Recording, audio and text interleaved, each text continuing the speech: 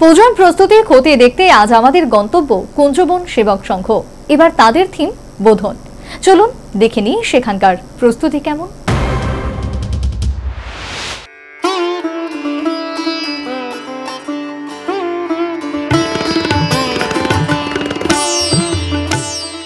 আগরতলায় এখনকার আবহাওয়া কখনো রোদ কখনো বৃষ্টি, কিন্তু তারই মধ্যে জোর কদমে চলছে দুর্গাপুজোর প্রস্তুতি। ঘুরতে ঘুরতে আমরা এখন কুঞ্জবন সেবক সংঘে। চারিদিকের সবুজ পরিবেশের মধ্যে বাংলা থেকে আসা শিল্পীরা নাওয়া খাওয়া ভুলে লেগে রয়েছেন মণ্ডপ সজ্জার কাজে। মণ্ডপ মহালয়ার 1-2 দিন পরেই আমাদের ফাইনালি ছেড়ে দিতে হবে।